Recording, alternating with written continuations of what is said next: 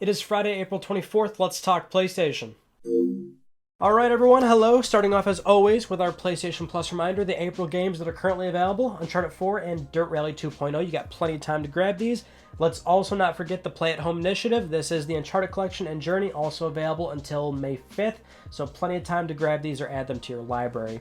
I want to start with this patent that recently surfaced. Most of you probably already seen this, but my god, we have to talk about this. This is a real patent from Sony where it's a robot that's supposed to watch you play video games and sympathize with you. This is a real patent that Sony filed, and these are the real images that are being used, and this is an excerpt from the patent that I'm going to share real quick. The inventor is focused on the possibility of utilizing a robot as a joint viewing player who experiences sympathy with a user. For example, it is expected that the user's affinity with the robot is increased and motivation for playing a game is enhanced by the robot viewing the gameplay next to the user and being pleased or sad together with the user. What is going on here? This is so strange, and certainly under the category where I pray we never see this, and we likely never will. But boy, that's something that they're holding on to for the very long-term future. Now moving on to the Final Fantasy VII Remake. This game has moved a lot of copies, 3.5 million, so a lot of people really enjoying this game, which is good because, you know, there were some concerns going into it. Why is it episodic? There's some changes to the core gameplay mechanics, but people thoroughly enjoying it. That's great. And 3.5 million shipped copies puts it in the upper echelons of some of these recent PS4 exclusives we've seen, like God of War or SpiderMan, where they've moved or sold upwards of 3 to 3.5 million. So obviously this game is doing very well, and I'm sure Square Enix and Sony are quite pleased. Next up, we've got another canceled event, unfortunately. Much like all the other trade shows and consumer-focused events that Sony wanted to be a part of, everything getting canceled. Sony will not be at the Brazil Game Show. So they didn't actually cite a specific reason, although certainly it is because of the coronavirus, and it is ironic that Sony wanted to be a part of all these consumer-focused events, and yeah, now they have to keep canceling them left and right, but this is another one as well that Sony will not be a part of. This is a good segue, though, to our next news story about the Ubisoft CEO, Yves Guillemot, speaking to the New York Times, where they ran a piece about the effects of the coronavirus on the games industry. And we're seeing there, you know, an increase in sales for a lot of publishers, but production, of course, is down, right? We can't get discs printed to retailers. And he was discussing the timeline of the development studios at Ubisoft and how they're not dramatically affected. You know, they're working from home. But for the next generation versions of some of their games lineup, right? Some of these games that have been delayed, we've been waiting for a while now. Watch Dogs Legions, God and Monsters, Rainbow Six Quarantine. These are games that should have been released or close to released already, but we know that they've been delayed and are now targeting next-gen platforms as well. Ubisoft always very supportive of next-generation machines. They always launch on a new hardware, but he kind of implied that if those versions of those games need to be delayed, they would be willing to do that. He was quoted as saying, "We are not seeing significant impact to our own timelines, but we are in touch with all of our partners, and if there's a need to adjust in order to do what's best for them and for our players, we will do so." Now keep in mind there's no direct reference to PS5 or Series X or one of these titles in particular, or him saying that these games are going to release day and date with the current gen versions, but rather we are hearing from Video Game Chronicles that Watch Dogs Legion, at least, is aimed to be a PS5 launch title. Now I thought this whole story, and that in particular, was very interesting because I've been thinking about this for a little bit now, and it does stand to reason that we are in a unique circumstance where these machines could have very compelling launch lineups because their outgoing platforms were principally the same architecture, right? x86. Of course, there's advancements. They're a little bit different. Actually, Series X and PS5 are a bit more different than we initially were led to believe, but principally, they're very similar to the outgoing machines. And so that's always been the catch-22 with new hardware. Now, Ubisoft always very forward with next-gen releases. They love releasing a game day one. They do it very often. So it's not really surprising to hear this from Ubisoft, but we could be in a different scenario where a lot of developers that normally wouldn't be afforded this opportunity could do it this time around, right? Releasing on a brand new platform isn't the most advantageous thing to do for a developer if if you're not comfortable, right? If you're not first party, if it's not a second party game, if you're not a very, very big publisher, it's not exactly a good business decision to make when you're releasing on a platform that basically has an install base of 0, right? So maybe this could be a bit different, where instead of seeing 15 to maybe 25 titles on the high end of a brand new system having that kind of a launch lineup, not even accounting for backwards compatibility, that don't count, but we could have a pretty big launch lineup for both these machines where it's upwards of 30, 40, 50 titles. Who knows? There's obviously been plenty of examples where there's been more titles available at launch, but usually it's not, you don't have a lot to choose from. So looks like there might be, this might be a different case where there's a lot more to choose from. Now we have another patent, and this one's not nearly as ridiculous as the first one, I promise. In fact, this one's a lot more grounded in that we might actually be seeing this in the PlayStation 5. Funny to mention, considering that so many patents we never see the light of day, and this one doesn't make any direct reference to PlayStation 5, but it's assumed given what it is. Right now we know Sony has a very big goal with PlayStation 5 in terms of heat, power consumption, that this platform allegedly has a more expensive cooling solution, right? But for a fact, we know that it has a consistent power draw, and that's in relation to the thermal dissipation. So this patent shows a PCB where that's the main board, right? And you can have a heatsink on the bottom and the top of the platform, and that's also using stacked chips. Stacked chips being that instead of your CPU, GPU, your RAM being spread across the board, it's actually heavily condensed or even stacked on top of each other. And I would imagine that they're doing that in this patent, so that would be placed on the top of the board as well, not just the bottom, or really just one side in particular. Now, a heatsink is heat dissipation or heat transfer, so this isn't the cooling solution. There would still be a fan or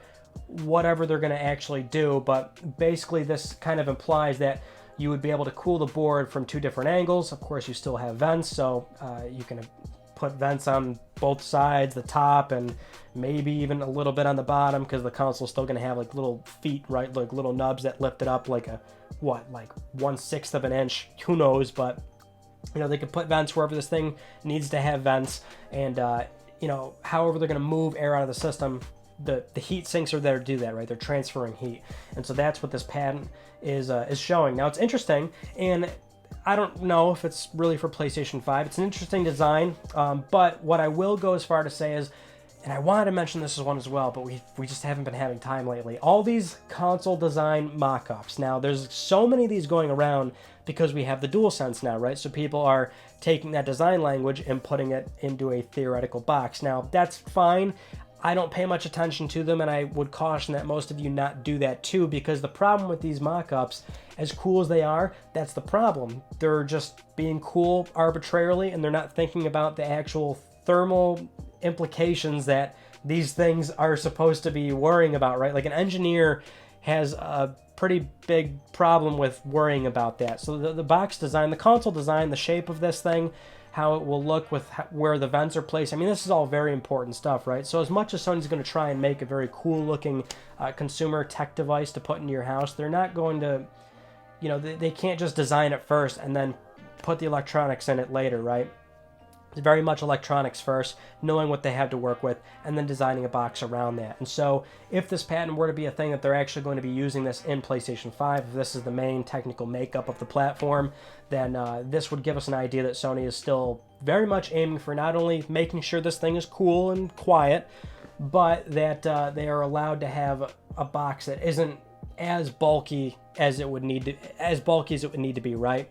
Or maybe this implies that it would be a little bit more bulky, because if you're having a heat sink on the bottom and top spread out, I mean, I don't know, it could mean that the box is smaller than you think, right? The Series X is going to be on the larger side when it comes to our consoles, and I could certainly venture a guess that Sony's going to have a smaller box, not because of the teraflops or anything like that, because I know that's where it immediately goes. Not necessarily because of that, but because that's just what Sony likes to do. I mean, even the PS4 that had more, technical horsepower than Xbox One was a smaller machine, right? Sony just loves to do that. They like to cram as much as they can and make a very aesthetically pleasing box, and I think that's not going to be much different this time around. So this might be one of their solutions that they look into to striking that perfect balance between a good-looking consumer device and thoroughly cooling this thing. Now, a lot of people are getting pretty impatient waiting for true next-gen reveals for these platforms, right? Not just PS5, Series X still needs a pretty thorough, long-term kind of reveal. And this week we've seen a multitude of rumors regarding reveals for both these machines and how we could probably expect them in early to mid-May. So this really started off with senior analyst Daniel Ahmad on Twitter stating that because E3 was canceled, a lot of events have been moved around. Unsurprisingly, right? Some have been moved forward, some have been moved back, or around the same time frame. So pretty vague and really not much of a prediction or some major insight there, but he does state that because of COVID-19, this is also largely subject to change, right? So, okay, again, pretty vague, can't really go on anything there, and to be fair, it's going to happen at some point, right? If these things are coming holiday 2020, it's going to happen in May, June. Doesn't really matter at that point, but we've got a number of leaks springing up on Reddit referencing not only Microsoft, but also that Sony's probably got something around May. And we can't even go over all the finer details. There's just so many of these popping up at this point. But Video Game Chronicles is also reporting that they've heard from a source that Sony is definitely planning one in May. That's what they've got basically lined up. But then we got some actual official information from Xbox head Phil Spencer, where he responded to somebody on Twitter stating, "We're very proud of the team. We're going to be doing some more transparency with our plans soon, and that will be games." So, it's funny. We've been hearing for like 6 months now, oh, soon, we'll get information soon, and it never came. But now we really are legitimately in that soon territory. So that's why it's like, doesn't really matter if it's May, June, because we are in that area where it's just going to happen. Microsoft waited until May last generation to show the Xbox One. That's why it's not that foreign of an idea to accept the fact that we still haven't seen PS5 or Series X. On the Sony side of things, we knew about PlayStation 5's official existence as early as 2019. That's pretty early for how Sony wanted to reveal their plans, right? We haven't seen the console box yet, which actually they waited until June in 2013, so that still lines up. Actually, we saw the DualShock 4 in February. We only were like a month off there. Like, the timelines aren't that off. I mean, I know people are getting really stir crazy with all this stuff. I think especially now that everybody's home, reading all these forums, watching all these videos, just getting themselves more psyched up. But it really is probably not going to be that much longer from both Sony and Microsoft. So this is where it will get very interesting, and I cannot wait to actually see the games line up. You know, obviously Sony's box, but just more things with actual substance. But anyway, moving on to our next news story, we've got another developer reaction to PS5 and the SSDs powering both these machines, but this one's coming from the Halo co-creator Marcus Leto, speaking to Video Games Chronicle once again, so we got a lot of running stories from them. But when talking about the SSDs and the benefits for developers, he was quoted as saying, "It will open up the door for more expansive content that can stream a lot faster. Players won't be waiting on load screens, and we won't have to hide loading behind cinematics and that kind of thing. It will just help make things a lot more seamless and fluid for the player when it comes to their experiences on these consoles." He goes on to say, "I'm really excited about that because that's one of the things that's really hard for us in particular right now, dealing with those old platforms. These platforms have been around for, 7 years? Developing for them is like developing for machinery in the Stone Age." So it's always a good point to bring across here, but this is really very beneficial to the people making your games. And so we are in this landscape where diminishing returns, right? These machines are going to produce very visually stunning games from the outgoing ones, but it's not going to be as big of a jump as we've seen from previous generations 15, 20 some odd years ago. And the unfortunate reality, and I'm just going to call this now, but so many people are unfortunately not going to be able to see the qualitative aspect that these games will benefit from by having the SSD as a standard, right? So when we always talk about how games can be designed in a more effortless manner where they don't have to think about, I have to, the player's going to see so-and-so in about 60 seconds, so I need to make sure all these assets are ready within that time frame, right? We got to do a windy corridor, we got to do this elevator drop. These things don't have to be a huge issue moving forward, even for third parties, right? Again, we've had that conversation. First party can use a lot of the extra speed on PS5, but the best news is that SSD will be on every machine across the board, and that is also presuming that Lockhart will have an SSD, and it very likely will be. We still have to wait for what that machine looks like from Microsoft, but that's the best news out of all of it. I'll honestly probably do either our Tuesday video or one coming up where we'll really deep dive into that qualitative aspect of game design and go through some real-world examples of games that have previously been released and had to be designed in that nature, right? But that is one aspect that I keep thinking about a lot, where people aren't going to... These games are going to come out and people are going to be like, oh yeah, what's so great about the SSD?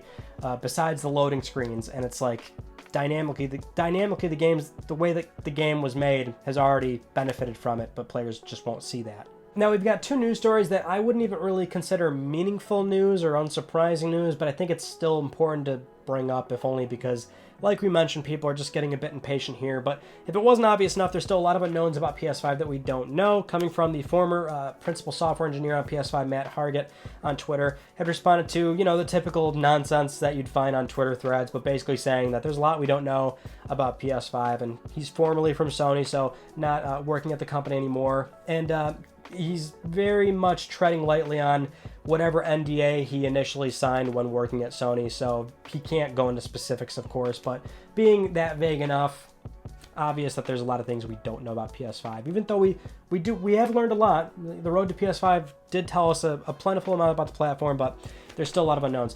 Then we have a job listing from Guerrilla Games where they posted this on Twitter, and in the hashtag was PS5, right? And I've actually ignored a few of these job listings that Guerrilla has done over the past year, I'd say, where they had a few LinkedIn profile listings for like a vegetation artist, and there are some other mentions for the next generation PlayStation. I think that was before it was officially PS5, which, you know, it's not really news, because I guess some people are taking to this as, oh, it might be a next-gen only game. So here's a reminder. This is the norm for Sony. So even though Microsoft is doing a different direction where they have confirmed there will be no Series X exclusive games, still going to be Xbox One support there, that's not the case for Sony. In fact, there's really no examples where they've had a cross-generation first-party game. We are expecting full PS5 moving forward for most of Sony's team, right? They always have one or two last outgoing games on the old platforms, right? We've had this from like every PlayStation generation. PS3, the and there was like what, Gran Turismo 6 is one of the last big ones, right? And Last of Us. PS2, God of War 2. And then PlayStation 4, we're expecting Last of Us Part 2 and Ghost of Tsushima. Not to say that those games won't have PS5 enhancements, but rather, you know, teams moving forward, they're going to be PS5 full steam ahead with no PS4 version. So it's expected. If that is different, that would be more surprising than anything else. Now we've got another situation where it's a follow-up to the SpiderMan leak we had a while ago. It wasn't that long ago, but it was a Reddit leak. Somebody posted some very detailed descriptions about Spider-Man 2 in development, which it more than likely is in development, but that was a little bit suspect. We said we'd watch that. Well, now we have another leak on Reddit where this one is like even more detailed. I'm not even going to go over it. I'll just show you some B-roll, but it's so detailed to the point where how would anybody know this unless they were legitimately like a lead producer on this game or something like that. And then the post was deleted, I think, from the user. Then another user came in that was presumably the previous user, but I think the username was different. And they claimed, oh, they just made it up, which could be a troll or was the original person with a different account coming in and saying, oh, I just made it up, trying to stir the pot a little bit, have some fun. That's the problem with these leaks all over Reddit, right? For every situation where there could be some legitimate information, because that's the only way you can leak that stuff because of NDAs and things like that, there's always 100 more that are complete BS. And then we have another update on the Silent Hills rumor mill that we've been keeping up with here.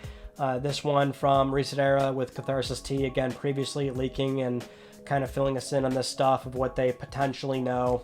Responding to somebody about when we'd see this game, right, during the PS5 reveal. That's in May. He responds with maybe in capitalized. So, you know, take that for what it is. But like I argued, whether it's May or June, we're getting close enough to where we don't have to go too crazy over speculating. When it gets close enough to where these manufacturers have to start actually making the box, much like how Sony wanted to do the DualSense reveal on their terms, much like how a publisher just, you know, announces a game too early. They like doing these things on their terms, so they don't want to let leaks get out. Sony's going to be in the same situation with the box design, so we won't have to wait that long. Now let's get into Let's Talk Plus, the weekly Let's Talk PlayStation giveaway where one of you could win a $10 code. I'd like to congratulate this viewer right here. I'll be contacting you very soon via email or Twitter. If you would like to win a $10 PSN code, it's very simple. We do this every single week on Let's Talk PlayStation. Follow the link down below. Supporting this channel a number of ways can gain you an entry, and I'll announce the winner next week. I am trying to pay for your games. Those are all the news stories that I want to talk about with you all. On Tuesday, we had a two-topic type video, right? PS5 on day one, should you buy it on launch day? We weigh out the pros and cons there. But also PSVR 2. You know, we have the first headset from 2016. This headset probably around 2021, 2022, so could be a much more compelling product just based on that timeline. We go over that. This coming Tuesday, again, I'm not sure, as always. I've got 2 different videos I'm working on, so it'll be one of those, but I never know which one's going to be ready in time. That's why I never mention it. I don't even know why I bring it up, actually, because 1 out of 10 times I actually know what the video is going to be. But that's it. That concludes this week's episode of Let's Talk PlayStation. I'm Ryan Padecki. Thank you all so much for talking with me, and I will see you all next Friday.